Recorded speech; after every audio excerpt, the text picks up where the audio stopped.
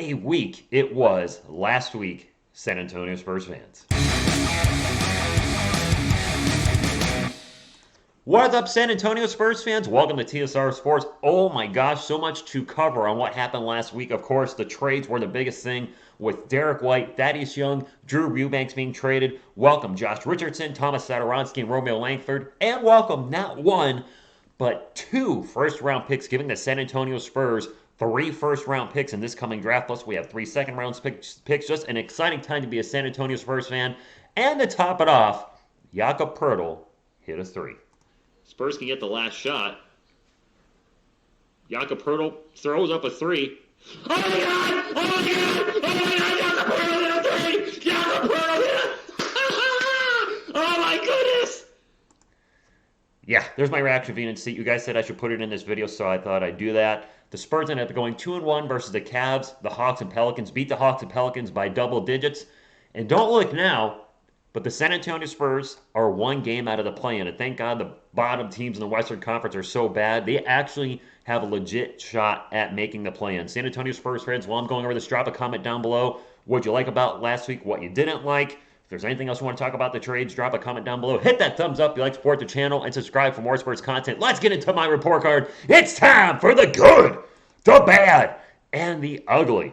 The good, let's start off with Mr. Triple-Double himself, DeJounte Murray, Mr. NBA All-Star. He didn't have a good week. He had a great week.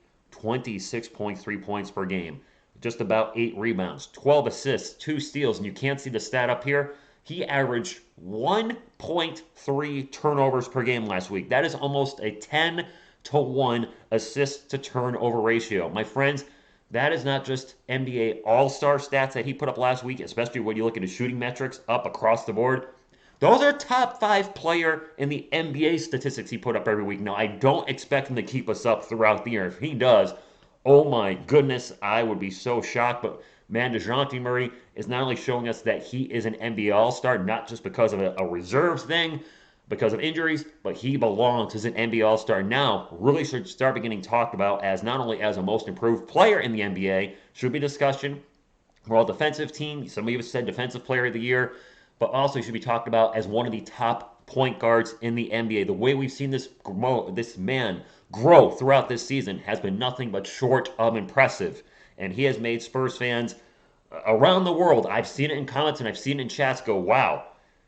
You know what? I'm glad we didn't trade DeJounte for Ben Simmons because he has shown us he can take it to the next level. And that's why the thumbnail's saying the DeJounte era is here with DeMar DeRozan gone, who, I don't want to say stunted his growth, but stopped the whole offense wasn't running through him. And now with Derek White gone, who played the point as well, the offense is totally funneling through DeJounte Murray, and he is showing us he can take that torch and run with it and maybe the next great Spurs star. I don't know. Time will tell, but right now I'm just loving his play and excited to see what he is bringing to this Spurs team right now. Up next, welcome to the starting lineup. Devin Vassell, our new starting 2, and he had a good week. Shot well. Look at the shooting percentages, by the way, from our starting lineup when it comes to free throws.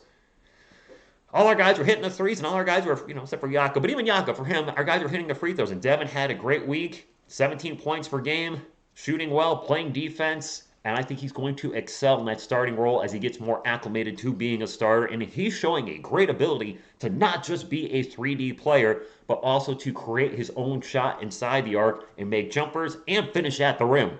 We saw a couple of alley-oops last week with DeJounte and Devin. I like what I'm seeing out of this Spurs team so far. Really, I don't know if Derek getting traded lit a fire under their butts, but something seemed different the last 2 games. Hopefully that carries over to the rest of the season. Up next, my man, Keldon Johnson. He had a good week too. I'd like to see the field goal percentage up a little bit, but overall a good week. His passing seems to be he seems to be getting his teammate more involved, getting more of the 2 to 3 assists per game than the 1 to 2. So I hope he continues to grow on that. 20 points per game. That's where I'd like to see Keldon for the rest of the year. Hopefully he can maintain that. And I figured Keldon could be an 18 point per game type of guy. And if he can, at least this season, and if he can maintain 20 through the rest of the season, with Derek White not being there, that's going to give more scoring opportunities.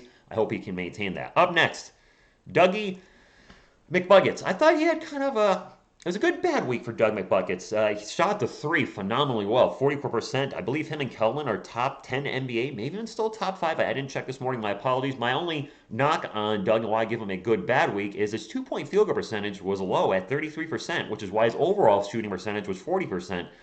Couldn't hit the two, but was making the three. I don't know. Okay. Anyway, still keep up the good work. Keep hitting those threes. That's actually primarily why you're here. Didn't get traded, and I'm glad he didn't because Jakob Poeltl had another good week. Now, while you may look and say offensively he didn't give us that much, only 8.7 points per game, he did give us 2.3 assists, which is good for a center, but it's the other side I'm looking at. The defense, 9 rebounds, 1.7 steals, and 3.3 blocks for Jakob Poeltl. I will take that every day. And he hit that three, as we already mentioned, which was an anomaly. That's the second three of his career, I believe, but still I'm very happy with Jakob being I would love for him to be a 10-10-2-3 guy. 10 points, 10 rebounds, 2 steals, 3 blocks. Can he do that? He showed he can do something similar to that last week, and just concentrate on defense, big man. When the offensive opportunities are there, so be it. Take them, throw down some thunder, done some justice when they're available, hit the odds 3 once a year. But he can be that guy. Give us that anchor at the 5 spot. He just needs another big guy with him in that starting lineup, I think, to just really solidify the lineup. But we'll get to that in just a little bit. Let's go ahead and get to the bench. Up next, Lonnie Walker. Whew, man, this week started off ugly. You guys know Lonnie had 0 field goals in the first 2 games against the Cavs and the Hawks. Thankfully, he had a better game against the Pelicans last night. For some reason, still can't hit his threes. As you see, he shot 14% for the week. Just I don't know what's happening. He's got him and Derek White just really struggling from the arc. Well, Derek's not a team anymore, but when he was, both struggling from the arc this year. So I gave Lonnie a overall bad week, but it's at least not an ugly week because if he continued last night like he did in the previous games, it was rough. He only averaged 6.3 points per game, and that's supposed to be our 6th man off the bench.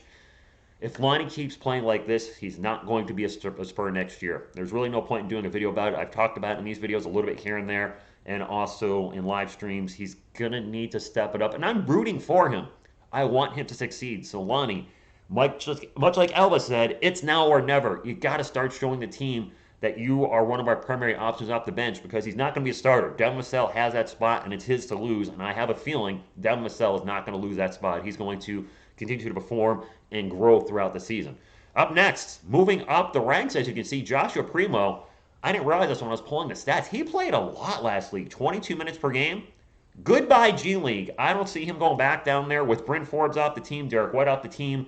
That's 2 guards off the team. And yes, we have more guards coming in with Josh Richardson, Thomas Saransky, but I think Joshua Primo's spot should be safe. I don't know. This is the Spurs, but I feel like with Primo getting minutes, and I gave him a good week, by the way. He shot well from the field, struggled a little from beyond the arc, but overall, 8.7 points per game. I'll take that from the young man still learning the game. I feel like the narrative's now broken with the Spurs this year. We're playing our young guys. We've been asking for this for the last 2 seasons. Keldon Johnson, a starter in his 2nd season. Devin Vassell, a starter now in his 2nd season. Joshua Primo getting minutes off the bench and looks like he could be possibly soon be our 6th man, depending on how he continues to evolve. Getting minutes and breaking the narrative. Yes, he spent time in G League, but the Spurs are breaking that young guys don't play narrative as 2 of our guys are starting in their 2nd year. I know they didn't start in their 1st year, especially Devin as a lottery pick, but at least we're seeing that narrative start to get broken. And I truly feel like if the Spurs somehow land a high lottery pick in the next draft, top 3, that player's going to start. I can't see the Spurs drafting somebody. Let's say they get number 2 overall pick and be like, okay, going to the G League. I just can't see the team botching that. Also, another narrative that was broke big time in the last few weeks is the Spurs don't trade, as they didn't make 1, not 2, not 3, but they made 4 trades this season, including getting 2 first-round picks that we talked about earlier.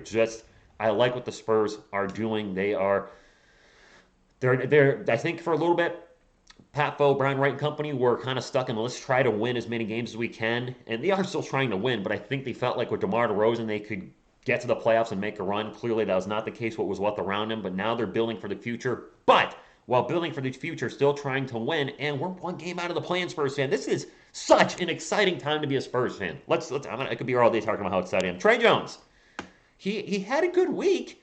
I mean, he's shooting well, he's getting rebounds, he's getting assists in limited minutes, but I don't know what it is, and maybe you guys can tell me. when I'm calling these games, I don't see everything like some of you do because I'm concentrating on the scoreboard, the live chat, and wherever the ball is. I'm watching the ball. I'm not seeing what's happening off the ball. I don't know what is, but I feel like the bench struggles with him in there. And if you look at our roster and the plus minus, it's all minuses with the bench players and all pluses with the starters. I don't know. I, maybe I'm missing something, but I just feel like Trey Jones, when he's in there, something's not running running right with the team. Maybe he's not ready to run the point, or I don't know, because I see DeJounte Murray in there. The last few games, the Spurs are cooking. He comes out, and the wheels fall off. He comes back in, put the wheels back on. I don't know. I don't know what it is. Maybe I'm just cuckoo crazy. Zach Collins, welcome to the big board. Just a real quick note. Zach Collins did not play last night, not because he's injured, but he's not cleared for back-to-back games. A lot of Spurs fans are worried, oh my gosh, is he injured? No, he just, because of his recent medical history, he's not allowed to play in back-to-backs. And he had a good and bad week, shooting a shot, struggle from the field a little bit, but I love the fact that he can rebound, 5.5 rebounds in only 17 minutes. He's shown the ability to pass, get some steals. I don't know how in the world. I don't believe he's gotten a block shot yet, but he is a stretch five or stretch four, depending on where we put him in the future. He can hit the three and gives us some versatility as a big man. So hopefully, as the season progresses and he continues to get used to this Spurs, playing with these players in this rotation, as this looks like our 9-man rotation right now, Zach will produce and become the player we think he can be. Let's talk about the bench, and there's not a lot to talk about because some of our bench players got traded. KBD, not much to talk about. 2 games, averaged 4.4 minutes per game. He's back to being the 10th to 12th man off the bench. Performed admirably for us this year. I think his spot in the rotation is probably gone at this point. But we'll never forget that perfect performance against the Lakers with the 30 points and closing out the Staples Center. So no matter what happens with KB for the rest of the year, no matter what happens with KBD for the rest of his career, that game has put him and cemented him in San Antonio Spurs history. Jacques Landale, a bit of an up and down week. He played 3 games, 8.2 minutes last night. Didn't really show us much against the Cavs or Hawks, but last night with Zach Collins out, he did score 10 points. But he is now the third center on the bench. He's not coming in unless he probably won't play unless Zach Collins is out for the back-to-back games, or one of our guys, Jakob or Zach, get into foul trouble. So jury's out on what's going to happen with him in the future. My man Kaycock, weird week. 2 games, played 13 minutes total, 3 rebounds. He didn't score. He took 0 shots. That's only 13 minutes of play, but 0.